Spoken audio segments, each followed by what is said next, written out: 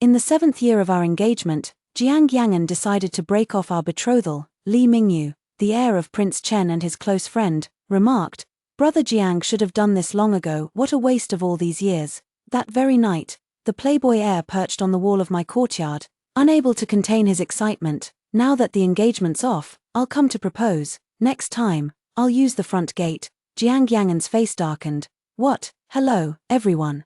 Welcome to my channel. Subscribe us to read wonderful novels every day." Now the story begins. On the day Jiang Yangan ranked second in the imperial examinations, the mansion was filled with distinguished guests. All visiting guests sincerely congratulated this renowned eldest son of the Duke, who had already achieved fame at such a young age.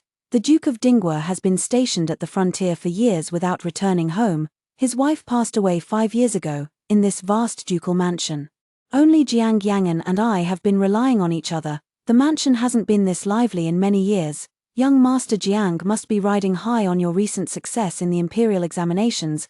The next joyous occasion should be your marriage to Miss Shun, I presume, the man who raised his cup teased, his gaze sweeping over me as I attended to the female guests nearby, his smile carrying an ambiguous meaning. After all, everyone in the capital knew that Miss Shun, who had lived with the Jiang family since childhood, was Jiang Yangan's betrothed. When I heard these words, everyone fell silent. I also shyly lowered my head, while those around me began teasing. Secretly, I was eagerly awaiting his response. After a long while, there was still no sound, and the atmosphere suddenly became somewhat awkward. Raising my gaze, I let my eyes rest on Jiang Yangan's face. As if sensing something, he met my eyes directly, his expression darkening with a hint of hostility. Then he slowly spoke. "When one first enters officialdom, trivial matters abound. Moreover, how could one dare indulge in the comforts of love before establishing one's career?" He looked at me with a hint of impatience. All present were distinguished nobles from the capital. Long accustomed to such scenes, how could they not understand his meaning? Thus they chimed in one after another, praising his enterprising spirit. "How narrow-minded we've been, ha. Young Master Jiang is destined for great achievements and lofty ambitions." Only I felt as if plunged into an ice cellar, a pang of bitterness welling up in my heart. Yet I consoled myself that he was eager to prove his worth and truly shouldn't linger over romantic sentiments. So I forced myself to stand straight and smiled while entertaining the guests. Under a bright moon and scattered stars, the gentle breeze caressed the slightly tipsy visitors as the banquet drew to a close. These days of preparing for the banquet have left me utterly exhausted. Thinking most guests had already left, I decided to retreat to the side chamber for a brief rest. Just as I turned the corner, "Brother Jiang, did you really show her no consideration at all? I've seen too many of her kind, thinking a marriage contract can keep them clinging to the Duke's mansion. Did you see her behavior today, acting as if she's already the young mistress of the house? What's the use of talent and good looks alone, without family backing? It's just a lone tree that can't support itself." The speakers were all Jiang Yangan's former classmates. This was the first time I heard such gossip behind my back. They were startled when they saw me and quickly made excuses to avoid me. My nails dug into my palms, drawing blood. I couldn't hold back and confronted them directly. "What do you mean?" I stopped the man and sneered. "Is this your idea of manners, visiting someone's home and insulting a fellow student's betrothed while you're at it? Fueled by alcohol," the loudest one shouted. "Didn't you make a public spectacle today just to force Brother Jiang to set a wedding date? Stop pretending. Knowing full well that Brother Jiang is currently negotiating a marriage alliance, your ostentatious appearance at this banquet is nothing less than announcing to the world that your household still has someone like you." With these words, he flicked his sleeves and left. Out of the corner of his eye, he caught a glimpse of bright-colored robes by the entrance, likely meaning the commotion here had already reached the front hall. He stood there, watching everything unfold with cold detachment. "Had enough? Then get the hell out." My mind was in turmoil, and I barely managed to steady myself by clutching the corridor pillar, recalling how Jiang Yangan had been giving me those hesitant looks lately. I felt utterly agitated, though I'd speculated a little. This was an angle I'd never anticipated. After that day, I never saw Jiang Yangan again. I only heard that he attended a banquet at the Zhong residence the other day, where the Minister of Personnel intended to marry off his 7th daughter to him. Rumors spread through the streets that Jiang Yangan had long wanted to break off the engagement, but couldn't refuse due to his late mother's dying wish, though the matter was based on hearsay. It still caused quite a stir. I could hear the maids whispering in the courtyard, "Is the young master really going to break off the engagement?" Of course, How could someone as distinguished as the young master truly marry a girl like Miss Shen? So this is how others see it. The candlelight flickered gently in the night, and the desk was already covered with rice paper. Between the houses, only the collision of brush tip and paper could be heard, eerily quiet. After both my parents passed away when I was 7, they entrusted me to the Duke's household on their deathbeds. The Duchess has always treated me well, as if I were her own daughter. My childhood interactions with Jiang Yangan were quite harmonious. At the age of 12, while accompanying my mother to a banquet, I caught the eye of Her Majesty the Empress. Selected as the princess's study companion, I consequently resided in the palace for 3 brief years. This continued until 2 years ago, the very year of my coming-of-age ceremony. The princess was sent far away to marry into the grasslands. While I left the palace to await my own marriage, my relationship with Jiang Yangan also grew increasingly strained after returning.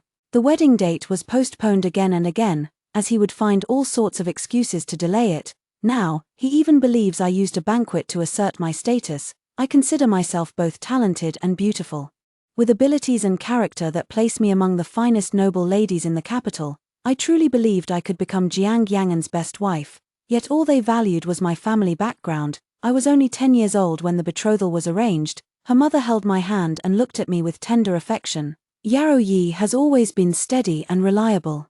Supporting each other with a Yang in the future would make for a beautiful love story. She turned her head to glance at the expressionless young man beside her. At that time, she thought that given enough time, he would naturally come to appreciate her virtues. Before the mistress passed away, she had already taught me how to manage household affairs. For these past few years, I have been in charge of everything in the Duke's residence. No matter the matter, Jiang Yangan would simply inform me, and it would be executed flawlessly, just as he envisioned. 7 years of shared bonds, weathering storms together. I took it for granted that I would spend my entire life by his side, but it was overlooked. Jiang Yangan, it seems he doesn't love me. A month ago, he said he would throw a grand banquet after passing the imperial examination. He had me start preparing for it ever since then. Hosting officials is a minor matter, but arranging seating is the most vexing task. One must consider both official ranks and accumulated family grievances. It's exhausting in every way, mentally, temporally, and physically. This marks the first time the Duke's residence has held a banquet in over a decade. If not handled well, I fear it would disgrace the reputation of the Duke's household, and I have assisted Her Majesty the Queen in organizing dozens of banquets. He said he could rest assured in trusting this matter to me. Above the golden Nanmu would lay an exquisite brocade tablecloth specially ordered from the Yunqiu Pavilion. Even the serving plates were made of the finest white jade. I had privately inquired about the guests' preferences and dietary restrictions at the table, striving to satisfy everyone as much as possible. When Jiang Yangan simply expressed his wish to host this event, trusting me, I made sure to execute it to perfection. For 7 years, I've managed his affairs for him. From daily necessities like food and clothing to major matters like urban shops, even the matters outside the city were all entrusted to me to manage single-handedly. He never uttered a word of thanks to me, yet resented my presence at his banquet. I devoted myself wholeheartedly to the Jiang family, and he actually thought I was using this as an opportunity to pressure him into marrying me. My heart felt as though countless needles were piercing it all at once. The sunlight outside was blazing through the window. Having figured some things out, it felt like a weight had been lifted. I glanced at the black sandalwood box on the table and couldn't help but sneer. These were the Jiang family's account books from recent years, with every expense meticulously recorded. There was nothing amiss when I checked. I summoned the steward and headed straight for Jiang Yangan's study. Just as I reached the door, an arm blocked my path. Miss Shen. The young master is occupied and has given orders not to be disturbed. The guard looked at me coldly, slightly puzzled that I had brought the steward along, but still dutifully blocked my way. I lowered my gaze slightly and spoke calmly. Tell him I have urgent business, it won't take much of his time. Seeing my resolute attitude, he finally said in a low voice, Miss, please wait a moment, I'll go ask the young master. I nodded, signaling him to hurry. A cold laugh rose in my heart. I hadn't noticed before how much he avoids me now. After a short while, Hansheng returned and told me to enter. Stepping into the study, Jiang Yangan sat at the desk reviewing official documents. Seeing me, his expression remained unchanged. He thought I had come, as before, to yield. I signaled the steward to place the box on his desk. He vaguely guessed something, his expression darkening slightly. What do you mean? Jiang Yangan naturally recognized the steward of the inner courtyard. These are the account books from the estate over the years. Take inventory of them, and Steward Lin will answer any questions you may have. Take them back. I'll pretend you never came. Don't let it happen again." Jiang Yangan looked at me with indifference, his words brimming with impatience. I only felt a pang of sorrow. He had never cared about my thoughts. "Don't bring these to me again in the future. Just looking at them annoys me." For some reason, those words ignited his anger. He coldly ordered the steward to leave. I stood there stiffly, frozen in place. "What are you making a fuss about now?" Jiang Yangan's voice was cool and detached, his words as unfeeling as ever. His sudden remark left me momentarily speechless, and I retorted mockingly, "Then may I ask in what capacity young Master Jiang expects me to entertain guests?" His expression darkened, as if his suspicions had been confirmed. "The wedding is postponed. This matter is not open for discussion. I've been really busy lately, so just give me some peace." Seeing his arrogant attitude now, I know he won't listen to a word, but I still have to say, "Whatever, it doesn't matter anymore. From now on, don't come to me for any matters concerning your household. After managing your household affairs for so many years, young Master Jiang should pay me according to the market rate. As for these years of my wholehearted service, naturally the payment must be settled." Jiang Yangan seemed to laugh in anger, coldly ordering me to leave. The people of the Duke's residence naturally followed Jiang Yangan's lead. After handing over the authority of housekeeping, everyone in the residence was now waiting to see me make a fool of myself. An old nanny who had once received my kindness couldn't bear to see it. She secretly advised me, "Miss, why not just yield a little? How can a wife hold anger against her husband? After all these years of affection, if you admit your mistake, there will surely still be a place for you in the household." Bewildered, I asked with a tearful voice, "But Nanny, what wrong have I done? All these years I've maintained a virtuous reputation, conducting myself with grace and propriety in all dealings. My virtue, speech, appearance, and skills all befit a matriarch of the household." The old matron couldn't answer, closing her eyes with a sigh, "But the young lady lacks illustrious family connections." These words pronounced my death sentence. No one cared that Jiang Yangan and I had been betrothed for 7 years, chosen as his bride by his late mother herself. The early spring wind still carried a chill, and this time, I hadn't even considered reconciliation. The thought of breaking off the engagement with Jiang Yangan had crossed my mind more than once, since Jiang Yangan had no intention of marrying me. Then I'll just find a different groom, wait another 2 years. I'm afraid there won't be many good candidates left to choose from.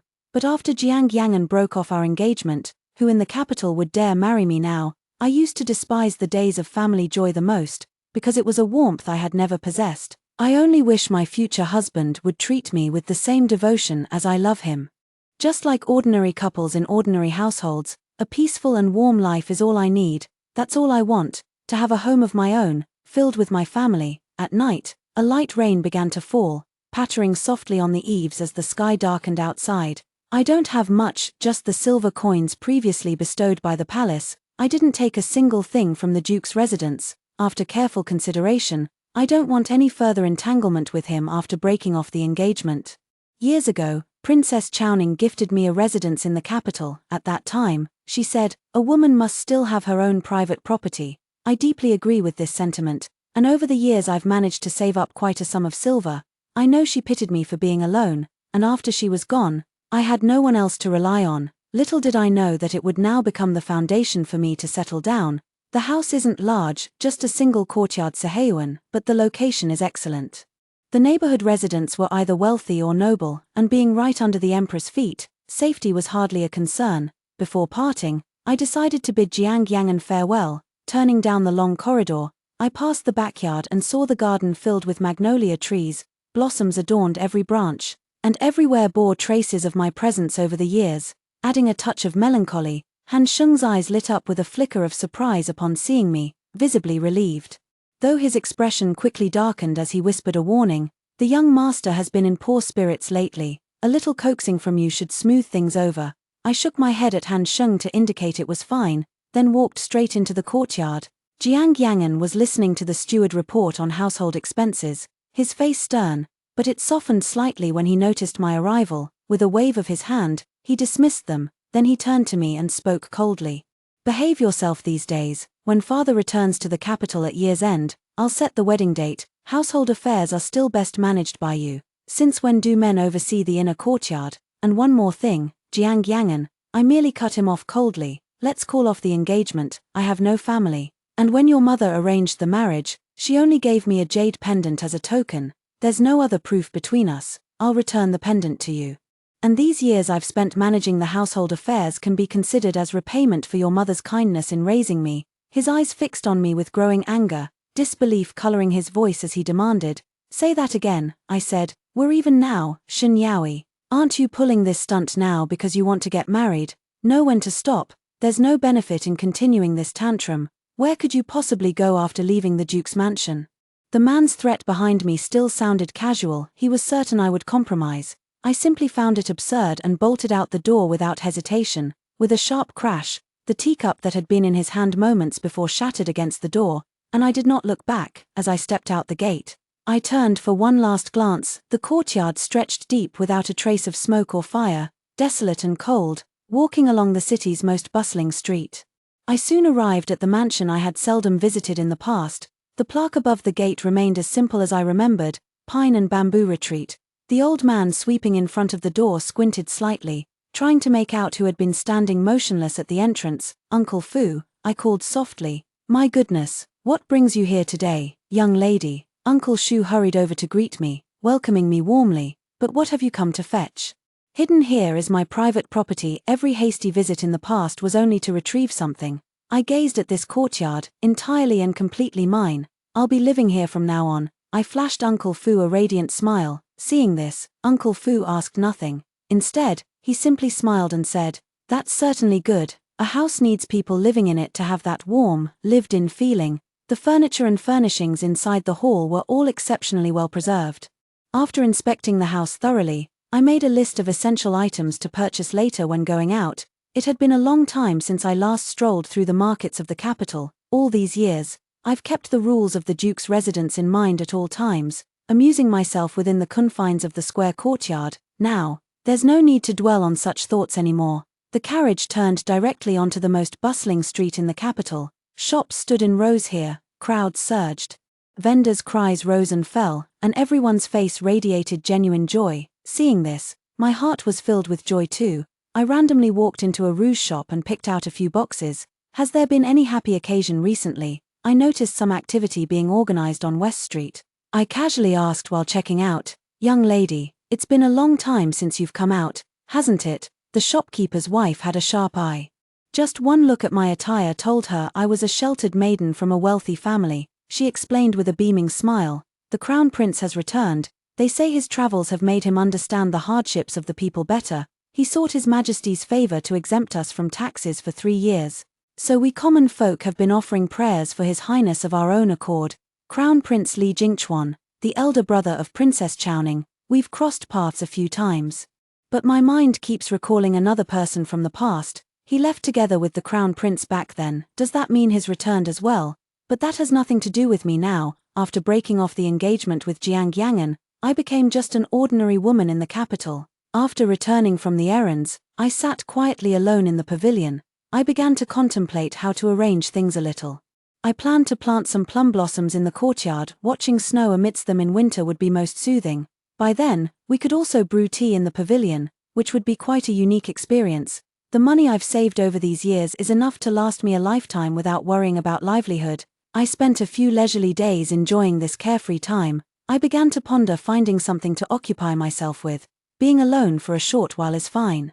But prolonged solitude inevitably brings loneliness. On ordinary days, there isn't even someone to talk to. Yet I happen to love bustling atmospheres the most. At this thought, a place flashed through my mind, the inviting Moon Pavilion. No sooner thought than done. It's a famous bustling spot in the capital, where the chefs are disciples of the imperial kitchen, renowned especially for their royal banquets, attracting the pursuit of powerful ministers and wealthy merchants.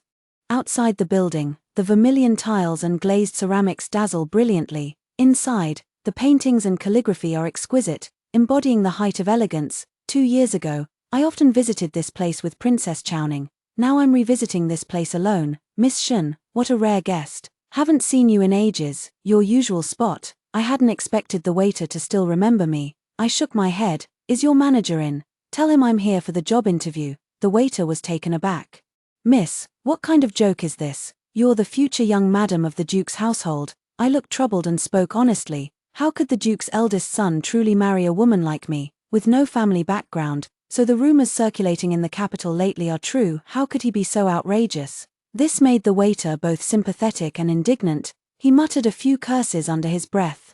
But composing poetry and painting at the moonlit tower might tarnish the young lady's reputation. The waiter reconsidered for a moment. Seeing this, I simply smiled and said, "Just help me ask, I'll discuss the rest with the manager." The waiter then patted his chest and assured me he would go ask his manager right away. Watching the waiter seethe with indignation on my behalf, I felt utterly unperturbed. It seems leaving the Duke's residence was quite effortless for me. A short while later, the waiter returned and led me to an elegant private room on the second floor. "Please wait a moment, miss. The manager will come as soon as he's finished with his current matters." Leaning by the window to listen to music, resting against the railing to enjoy the opera, surveying the tavern from top to bottom, Princess Chowning had a dedicated room here, kept reserved even after her distant marriage. The moon-inviting tower never lacked for nobility. The shopkeeper arrived belatedly. Exchanging a few pleasantries before getting straight to the point, "Miss Shen, what kind of business do you wish to conduct with us?" The most renowned aspect of Moonlit Pavilion is its highly sought-after cuisine, which originates from the Imperial Palace. The patrons who come here are all wealthy individuals. The daily storytelling and opera performances downstairs have long grown stale. Without fresh ideas, we may struggle to retain our customers. I want to host themed banquets. With limited seats and exclusive invitations, the shopkeeper merely smiled. "Miss Shen, we've tried similar ideas many times before. How can you be so sure people will pay for this? I was previously engaged to the eldest son of Duke Dingwa, served as a companion to the princess, lived in the Imperial Palace for 3 years, and organized numerous court banquets. Isn't my own reputation a living advertisement?" Hearing this, the shopkeeper burst into hearty laughter. "Marvelous.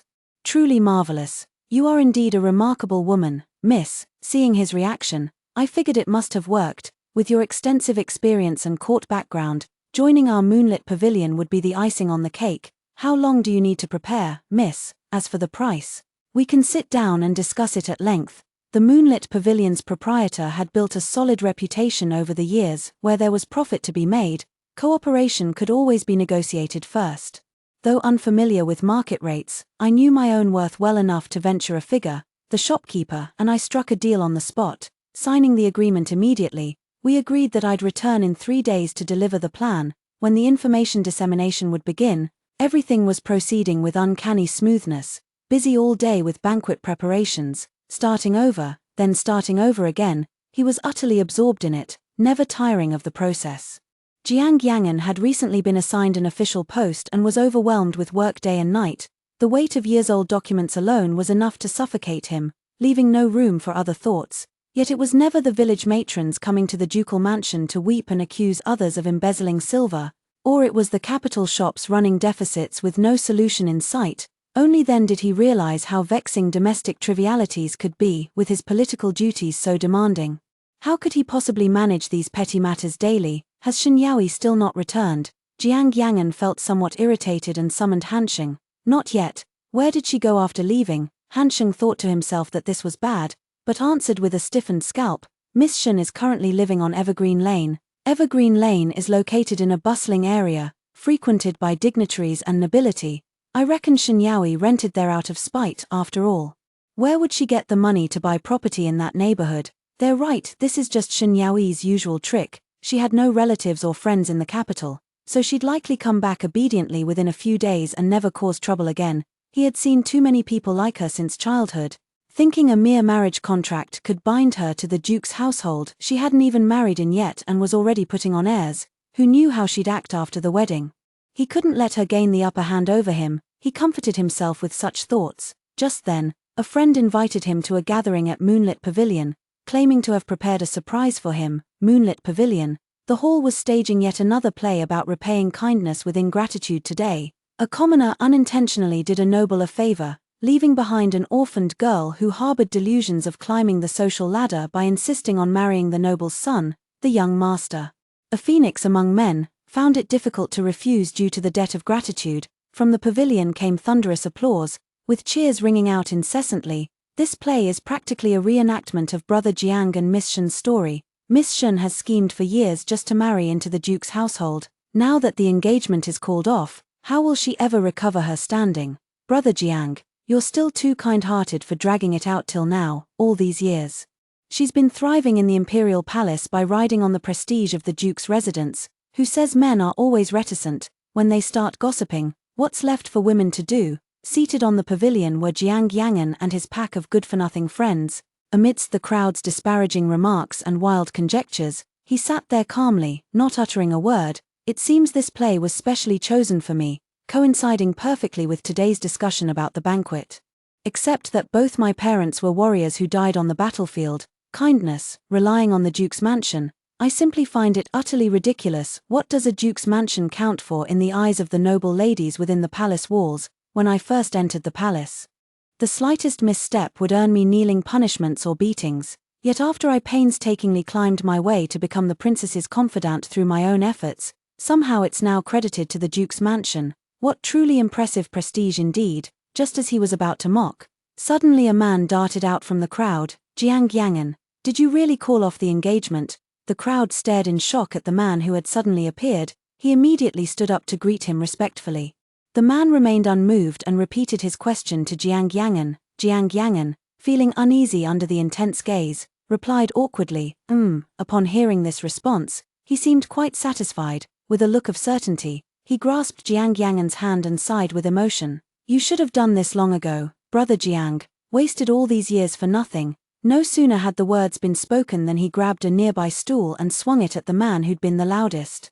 His face changed faster than pages flipping in a book as he issued a warning, spreading baseless rumors in public. I'll beat you every time I see you.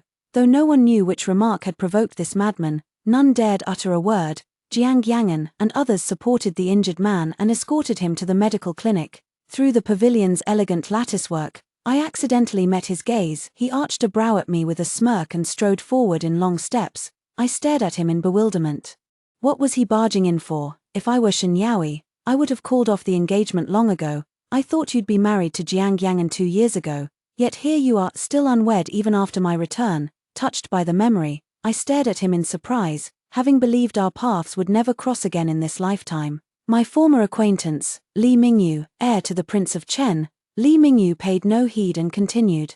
I heard this wonderful news as soon as I returned. It kept me awake all night with joy. When I learned Jiang Yangan was here, I rushed over immediately to confirm. When I heard he'd already broken off the engagement, I didn't even care about saving face. I charged straight over. So, what exactly makes this good news? Seeing my confusion, he smiled and said, Isn't unexpectedly meeting you today good news? Noticing my continued silence, Li Mingyu pressed repeatedly. This time you gave up on your own, right? Hearing this, my emotions grew even more complicated. Gloomily speaking, withdrawn. Little did they know, Li Mingyu's eyes lit up with a hint of barely concealed satisfaction. Had a change of heart. You've really thought it through, haven't you? You're not lying to me, are you? Don't you dare lie to me. I couldn't understand why he was so happy. It couldn't possibly be to celebrate his sworn brother escaping misery, though he and Jiang Yangan had grown up together since childhood. But from what I saw, there was no affection between the two of them. Li Mingyu kept chattering and digging for details. So are you going back to the Duke's residence? Do you have a place to stay? Though 2 years had passed, he acted with such familiarity, not a trace of estrangement. Had it not been for the fact that our interactions 2 years ago were merely fleeting, one might truly mistake us for being close. After cleaning up the mess downstairs, the innkeeper finally came up to continue discussing with me. I'm truly sorry, Miss Shen. Today's little drama was specially arranged by that young master. My subordinates were too lax in handling it, and I've already punished them severely. I naturally understood they were just forced to do it for their livelihood.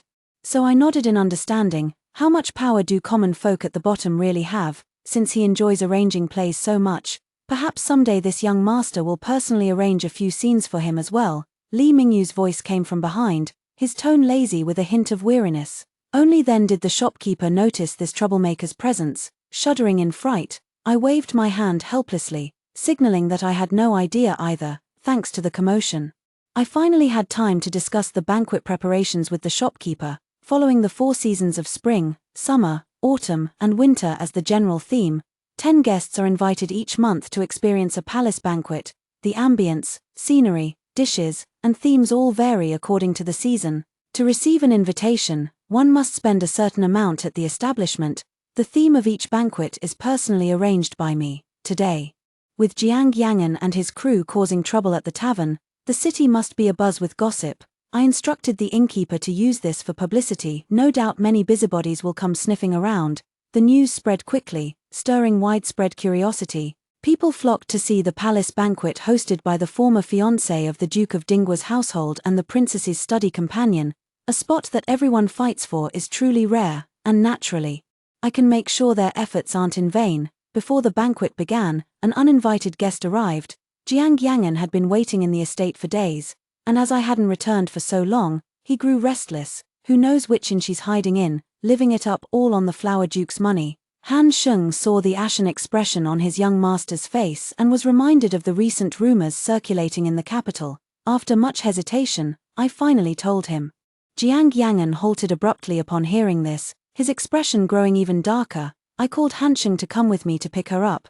The man blocked the entrance of the tavern, cutting off my path. Move aside. Without sparing a glance, I said calmly. Jiang Yangan scoffed. Instead of living comfortably as an official's wife, you're here doing these menial tasks. Shen Yaoi, you've really outdone yourself. You're truly ridiculous. What does it matter to you what I do?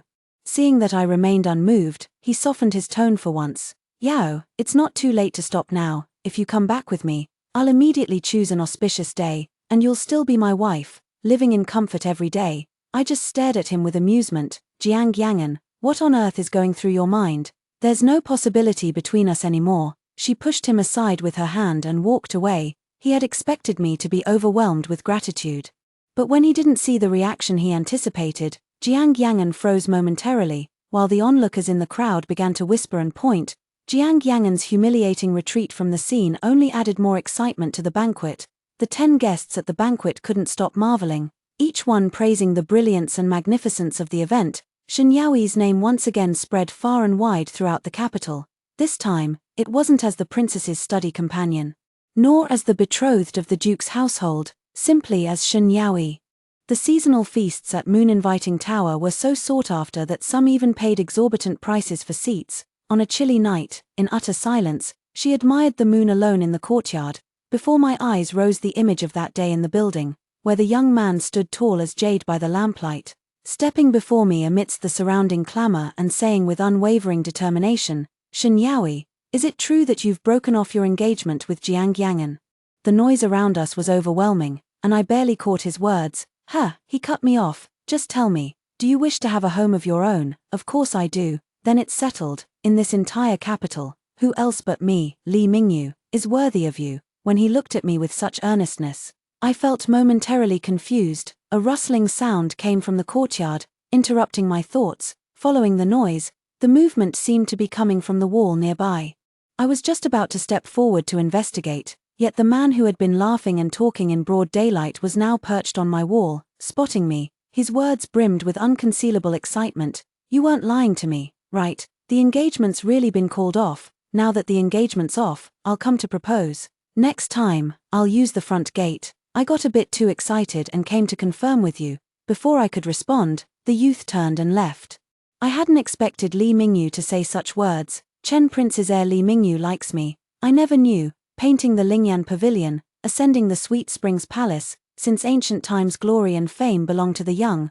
Prince Li Mingyu of Chen, at the age of 16, marched north to the battlefield. Alone and unafraid, he captured the enemy's vanguard, then stormed straight into their stronghold. Li Mingyu, bold and unrestrained, was praised by all in the capital for his fearless youth.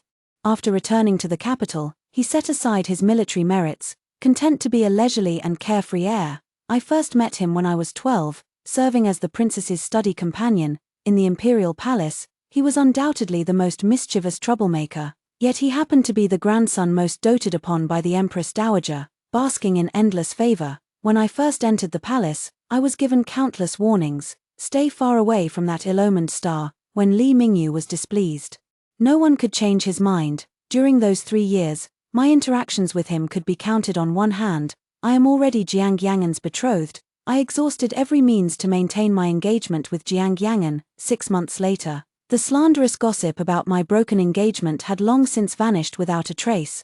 Now, all the talk is about how clever and quick-witted Miss Shen of Yaoyu Tower is. since ancient times, regardless of the reason.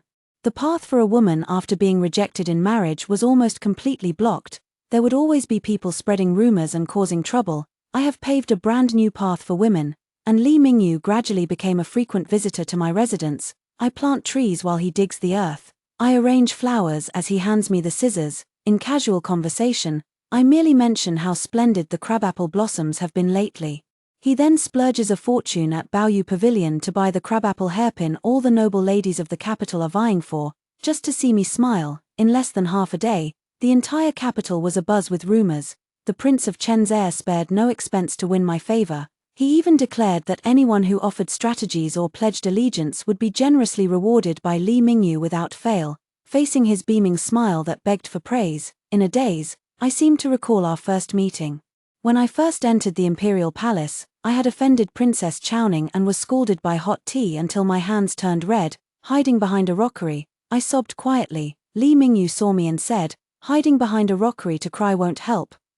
I remained silent, continuing to sob intermittently, and only then did he notice the wound on my hand. He then gently advised me, "Zhaoning has a fiery temper but a good heart, just humor her a little, that's all." Before leaving, he tossed me a box of ointment. The young man under the sunlight was vibrant and full of life. That evening, he reported to the Empress Dowager that the princess was neglecting her studies. The next day, Princess Chowning stumbled through her poetry recitation in class and was punished with copying the text 100 times, with no allowance for a scribe. In the days when I was at the peak of my glory, Jiang Yangan fared extremely poorly. He was always short-sighted yet insisted on overreaching himself. Back when I was by his side, at least no major mishaps occurred. I heard he was initially assigned to the Ministry of Works, where colleagues plied him with wine until he got drunk and botched his duties. The funds for building the dam in the outskirts of the capital didn't add up, and only then did he realize he'd been tricked. But his temper was quick to flare. He grabbed a blade and hacked the man half to death.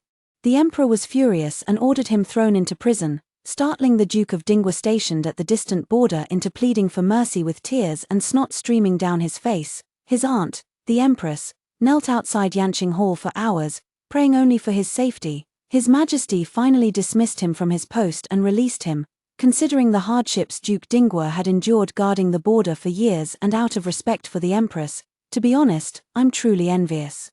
When something happens to him, countless people rush to cover his retreat. On the day of the Lantern Festival, Jiang Yangan appeared before me once again. Gazing from afar, he seemed poised to stop me, yet hesitated to speak in his current state. I pretended not to notice him and went ahead to release my lantern with a silent wish.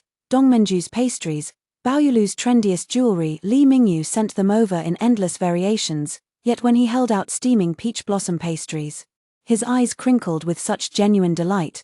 This took me 2 hours of waiting in line to get. Shall we eat it while it's still warm? I couldn't help but feel my eyes grow moist. That was 3 years ago. Someone had given the princess the idea to write wishes on kites, then let them fly away. When the string broke, the first kite found would have its wish granted. At the time, I had no particular wish to make. When the peach blossoms were in full bloom, I remembered how my wife always said the peach blossom pastries from Jushan Hall were extraordinary, though they were notoriously hard to get due to limited quantities. When I wrote it down on a whim, I never thought the kite I'd retrieve would be mine. In the end, what was found was naturally the one Princess Chowning had released. Yet somehow, my kite ended up in Li Mingyu's hands. The next evening, he brought pastries for the princess. Princess Chowning was convinced the boy must have ill intentions. 9 times out of 10, those treats were poisoned, so she threw both the pastries and him out. Fuming, he cursed and grumbled at the palace gates, but Princess Chowning even lectured us, saying how clever she was, and how Li Mingyu had been shamed into anger. At the time, I hadn't paid much attention to the matter, and so the days passed, slow and unhurried. But I only learned about all this afterwards. Li Mingyu was forcibly conscripted by the crown prince. Recently I've developed a fondness for the pipa music at Misty Rain Pavilion and visit frequently, yet upon returning to my residence, I was ambushed, pinning me against the rockery's shadowed side. My assailant's alcohol-laden breath washed over me, struggling to break free. "Shenyaoi, you clearly promised you wouldn't leave me. Why choose Li Mingyu? Is it simply because he's the heir of Prince Chen's household?" Jiang Yangan suddenly became agitated, every word dripping with accusation, as if I were the one guilty of unspeakable crimes. "Tch, ridiculous, Jiang Yangan, what do you mean by this? Dusk blurs in a daze, I merely scoff faintly, whether it's disgust at Jiang Yangen's current absurdity, or regret for my 7 wasted years. So it was, he had always looked down on my background. So he naturally assumed that I was now coveting Li Mingyu's status. The look I gave him was filled with disgust. He dragged me into his arms and threatened me viciously. Li Mingyu could never marry you. He's the heir to Prince Chen's estate. He can't wed a commoner. Come back with me, Ah Yao. Let's pick an auspicious date for our wedding at once. I closed my eyes, forcibly suppressing the uncontrollable rage rising within me. Jiang Yangen, don't make me sick. Only then did he panic, releasing me as he murmured, back then, you clearly promised you would never leave me. How could you change your mind so suddenly? Just because of that banquet? How ridiculous. That was after Madam's death, when Jiang Yangen ran a high fever that wouldn't break, leaving him unconscious for a full day and night. I kept vigil by his bedside day and night, tending to him. In his delirium, Jiang Yangen mistook me for his wife. Gripping my hand tightly, unwilling to let go, he kept murmuring, don't go, don't leave me. I had no choice but to softly comfort him, carefully responding, but what I had actually said was, Brother Iron, if you never betray me, Yaoi will stay by your side forever. Clearly, he didn't take a single word to heart. I was once a radiant young woman in the capital too. When I served as a study companion, even the current emperor praised me for being clever and quick-witted.